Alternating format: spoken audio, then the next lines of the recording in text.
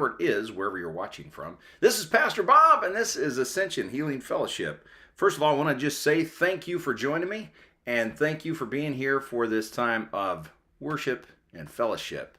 Really super excited to have you here. So today, we've got a really important topic, aren't they all? But this is called label, not love. Label, not love. What does that look like? Well, our passage today comes from Galatians 3:28. There is neither Jew nor Gentile, neither slave nor free, nor is there male and female, for you are all one in Christ Jesus. I'm going to do a little meditation here, and I invite you to find a quiet place, maybe a quiet time, where you can really focus on these words and kind of let them soak in. Because these words have the potential to either give you a life or leave you stuck in an existence. Because after today's message, you're going to know something that has the potential to set you free in an area. That's my prayer, that's my belief, that's my hope. So, with all that in mind, I want you to think about this as we do this meditation. I'm going to go ahead and introduce this part. The book of Galatians is really interesting because it starts off with this statement, a very bold statement by Paul. He said, "O foolish Galatians, who has bewitched you, that you would go back to the law for some form of righteousness?" Basically, he's scolding them. And then all through this book, as we just saw in Galatians 3, he's saying, you're not getting it. You're not getting the message. You're not understanding what the message of Christ is. And that is a really bad place to exist. We're going to dive into why and what that looks like. But I want you to think about that while we do this meditation. And the meditation is really simple. We're going to breathe in, we are, and breathe out, all one. We are, all one.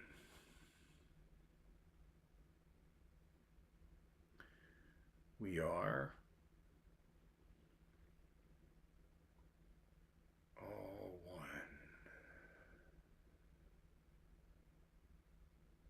Now I want you to think about somebody that you love. Could be a pet, could be a person. We are all one.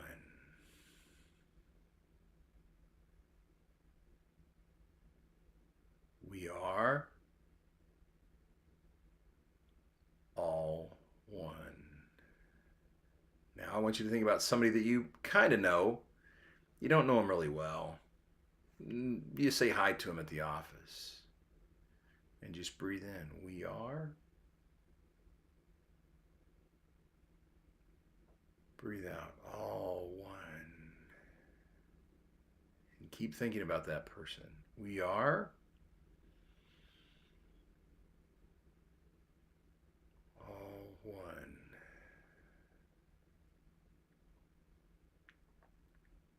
Now I want you to think about somebody that you don't like. You don't get along with them. You try to avoid them. In fact, you don't even like being in the same room with them. And just breathe in. We are all one. We are all one. Now think of someone whose behavior or way of life disgusts you. You can't stand this person. You hate the very thought that people like this exist on planet Earth. Breathe in. We are all one.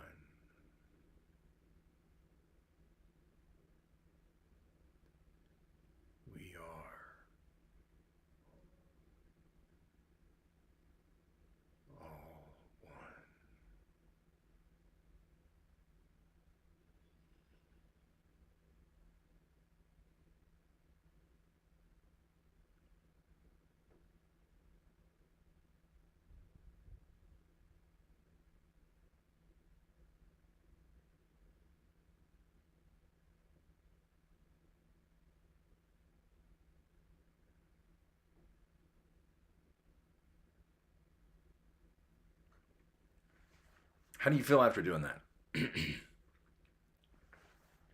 It's important for us to tap into people, things, behaviors that we don't like. In fact, we hate. And to realize that too is part of the divine. That too is part of the divine. And I get this question all the time. Oh, but Bob, isn't there evil in the world?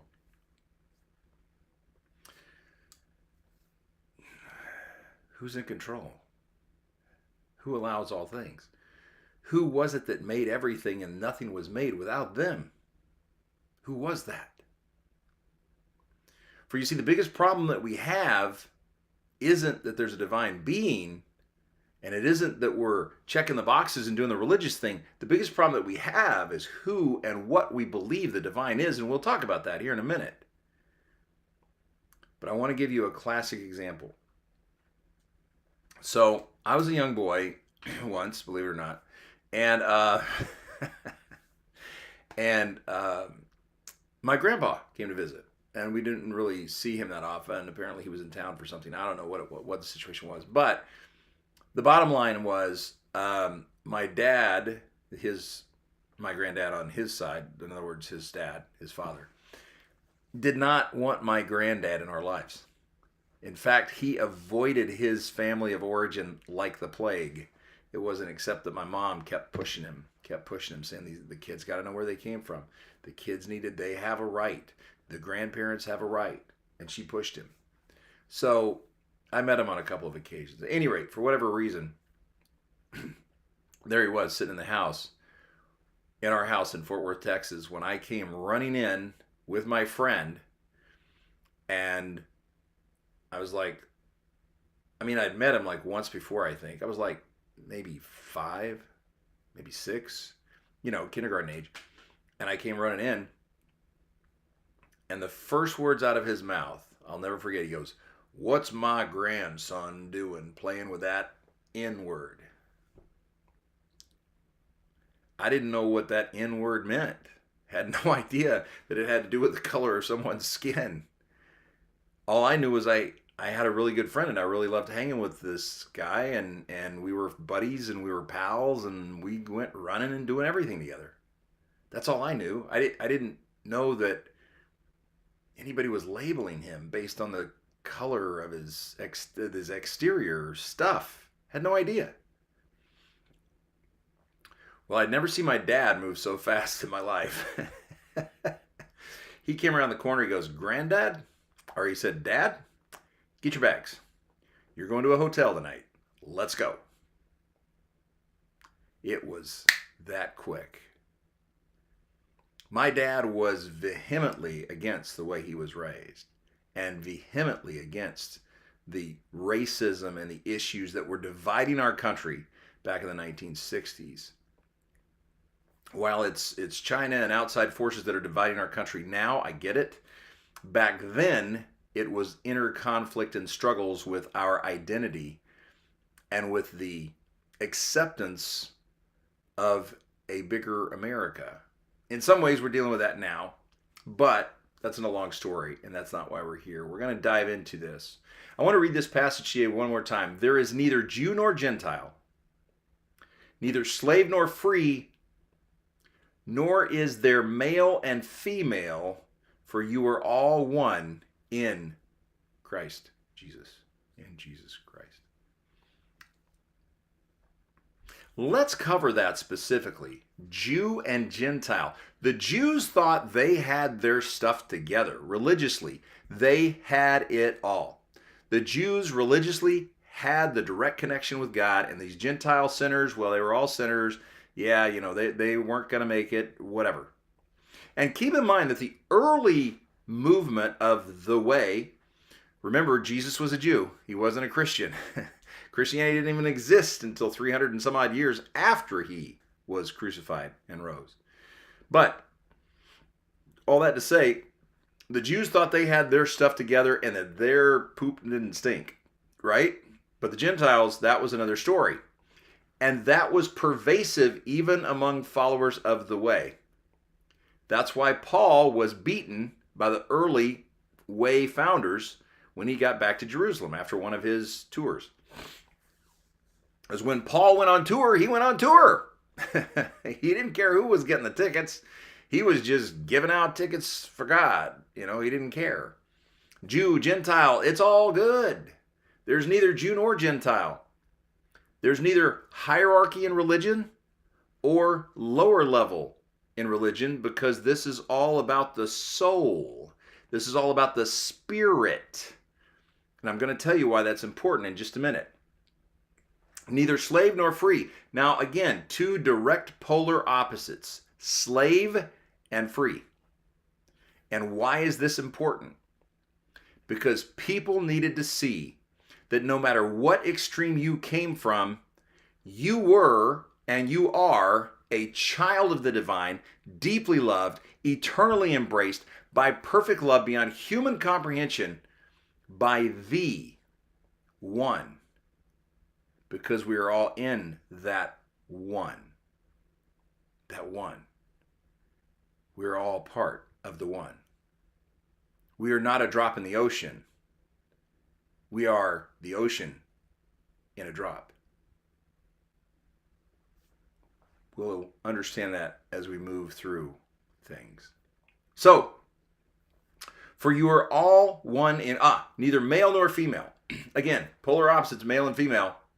And remember, this was a male-dominated society, male-dominated world at the time. And females were like chattel.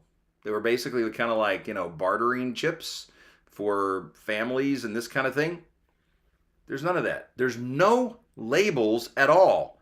There's no higher up and lower. There's nothing. None. Nada. Zero. Not a single bit of that. Not a single bit of that. And that flies in the face of religion. It flies in the face of everything that was being taught. And that's why Jesus died. We are all one in Jesus Christ. We're all one. All one. So we're all one in perfect love. I want you to think about that, and I want you to understand something. I want you to understand why labels are anti-Christ and how they hurt us. Okay? I want you to understand that. Because this is crucial. In my opinion, this is crucial to understand. If you don't understand why it hurts, you won't understand why it's so important to leave this idea. You won't understand that. You won't get that. Okay? So, why are labels anti-Christ and how do they hurt us? First thing first, they limit grace. The Bible tells us that we are given grace upon grace, and man, do I need that. Most days I need every bit of that and then some, and grace upon grace upon grace upon grace, and that's exactly what's there. That's exactly what's there. Every minute of every day, that's exactly what is there. Grace upon grace. But this limits grace. How? Well, only my group's got it. Your group, well, your group's pretty well screwed. If you were to switch over and believe like me, then okay. And what does this do? This creates a massive ego. And I'm not talking a little bitty ego. I'm talking a massive ego. Whew. As we talked about last week, if heaven is a place of big egos where people just got in luckily and yeah, they made it, those other poor guys, screw them. No, that makes heaven hell. And hell, not so bad. Another thing that this does, and we want to dive more into this, and we will dive more into this in future weeks, it makes this a transactional situation as opposed to a transformational. Now, let me explain. Some people say, well, Jesus came and he died on the cross because I was such a terrible person and I was such a terrible being that God couldn't love me. Wow, really? So you make God out to be a liar. Do you know that after God made you, he said, it's very good? Genesis 1. Take a look. After God made human beings, he said, it's very good. There was an excitement there. There was an enthusiasm there. Enthusiasm, which comes from the word to breathe life into something. I want you to think on that for a minute. So transaction says, well, something had to die for me to be accepted, for me to be loved. Which again brings us back to this unworthiness. But you were made with divine DNA. So where does that place the divine if divine DNA is inside of you? Here's another idea. What if it was transformational? And here's how. The one, the source, the divine, is perfect love. Loves all, no matter what you've done, what label you wear, where you're from, what color your skin is, it doesn't matter. You're loved. You're loved. Love transforms. Love transforms, where transaction creates strife and struggle.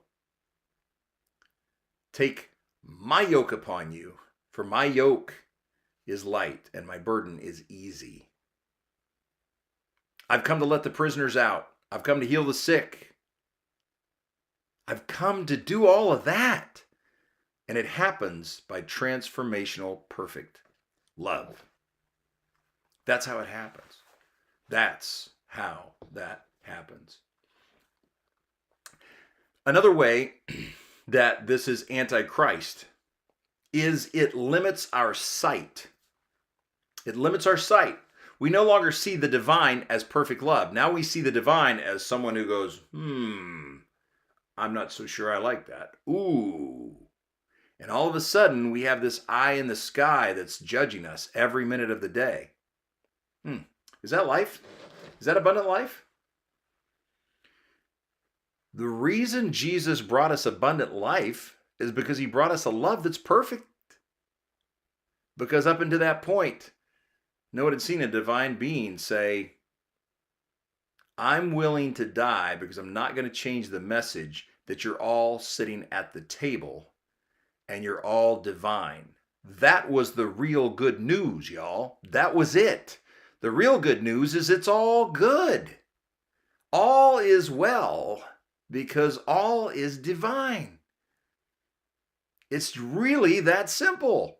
All is well because all is divine. And if you get that, then you have the real good news. Get that. Another way that it limits our sight is if someone's unseen, they're unloved. If someone is unseen, they're unloved. That's why people in high school and junior high are trying so hard to either stay hidden or to be recognized.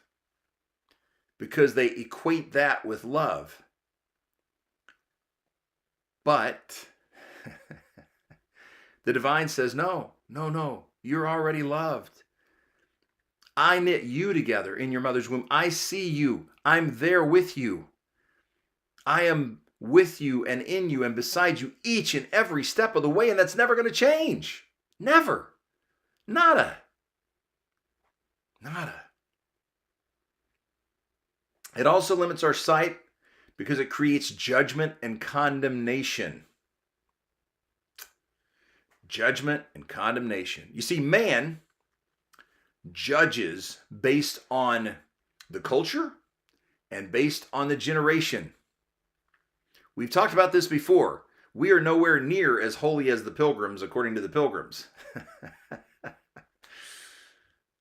We're not. We don't follow the same rules. We don't follow anywhere near the same rules. We don't follow the same rules as we did 40 years ago, 50 years ago. What about prohibition? Shouldn't we go back to no alcohol? Where does it end? Where does it begin? It begins with perfect love. It begins with the fact that Christ is the end of the law, Romans 10:4. Christ is the end of the law for all who believe. If you don't believe, you're still struggle. That's up to you. But I want to have life and not an existence. Another way that this is bad is it takes away, the judgment and condemnation takes away divine power. All of a sudden, under judgment and condemnation, some group could say, you're not good enough. You need to leave here. And this has happened to relatives of mine. They've been thrown out of religions and places that they thought were safe havens and homes because they did something wrong according to the elders. It's a long story, but one that we will share, especially when we do a live event. Why does this matter? Why does this matter? Number one, the size of the divine. You see, with labelistic thinking, the divine is limited. The divine is limited. Oh, I'm that one and that one and that one are not good. That's not good. But with non-label thinking, the divine is unlimited. Absolutely unlimited. You know, I used to travel a lot and fly a lot because I was going all over the world doing things. And I remember real plainly, I'd be on a flight out of the Middle East, and there's a certain point where the captain says something, and everybody goes and changes clothes from wearing their traditional clothes that they would wear in their home country to wearing leisurely outfits for a vacation. And the person who was sitting next to me came back, and he was all decked out now in like a, shorts and a t-shirt and everything. He goes, yeah, Allah can't see us anymore. And I thought, wow. Oh gosh, no. I want to be somewhere. I want to know that my divine being is perfect love and sees each and every second of my existence, because that's how it becomes not an existence but a life. Another reason this matters is because the nature of the divine. You see, depending on what we believe and who we believe the divine to be, we can either have an existence, judgment, condemnation, guilt, and shame. That's existing, or we can have a life. A life. Faith in love produces hope, produces peace that passes all understanding, produces mercy upon mercy that never ceases, grace upon grace. All of the goodness is in believing that there is faith in hope. Faith in perfect love, resting in love creates all that. That's where it comes from. Rest in perfect love creates hope, peace, goodness, all of the wonderful things that we want to have in our life. That's where it all comes from. That's where it all comes from. Number 3, this matters because the purpose of the divine. After Adam and Eve had eaten the apple or whatever, the first place that we see the divine is knitting their outfits. We talked about this. He was knitting their outfits together because he knew that they would carry that condemnation and shame and guilt. So he knit their outfits together and said, Adam, where are you, Adam? Because Adam was hiding. Come on, Adam. I think this is the right size. Try it on. I can adjust it. The divine is perfect love and is always, always, always there for you. And always, always, always there for me. Another reason this matters, the purpose of the divine.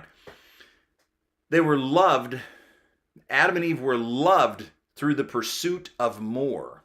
The pursuit of more says I've got to have more power, more knowledge, more understanding, more of this to make me better, more, whatever. And what the divine wants you to see is, no, you're loved exactly as you are, whatever that are looks like. You're loved that way. You're eternally embraced in that way, as well as whatever you grow into. But rest. You're loved by perfect love right here, right now, just as you are. So why does this matter? Another reason. The second Adam. You see, the purpose of the divine was always to bring the second Adam.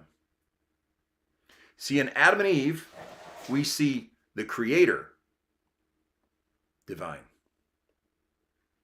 But in the second Adam, we see the love divine. Let me say that again. In the Adam and Eve that was created, we see the creator divine, because all things were made through them, by them, without them, nothing was made that was made. But in the second Adam, who was Christ, right? The second Adam, it's biblical that he was the second Adam. We see the very nature, the very fiber of the love divine, the divine lover. And that's important. That was the plan all along, to say, I'm the one that created you. But even more importantly, I'm the one that loves you with love beyond human comprehension. Perfect love that will never leave you or forsake you. Perfect love that is eternal. Perfect love that's embracing your soul and will never leave you or forsake you or forget about you and make you unseen. Never. Not for a nanosecond. Rest in that, and you've got hope eternal. The second Adam shows the direction of the reunification. And the direction of the reunification was always, always, always call the creation back to the Creator. Call the creation, you, me, all of this, back to the Creator. Think on this. Rest in this. You've been called back, and you are back. You've got a seat at the table. We all do. That was the reason for the parable of the wedding banquet. Certain people thought they were too good to go. Okay. Good luck with that existence, because you're going to have to constantly be proving yourself. Now, do I believe that they're embraced and accepted? Yeah, absolutely. I don't think there's anyone left out. But I think it's easier for us to believe in a transformational divine being who's perfect love beyond human comprehension if we are those who've been left out, traumatized, stomped on, beat up, treated bad, unseen, shamed, condemned, guilted. It's much easier for us to find the way, which is the truth, which is the life. Think on this today. I hope it blesses you. And may you go in this peaceful understanding. There is never a single nanosecond where your soul is not embraced radically and passionately by the divine. In each and every second, each and every nanosecond that you're breathing, your soul is embraced by the divine, perfect lover who is perfect love beyond human comprehension and will never leave you or forsake you. Hope this blesses you. Love you guys. Chat soon.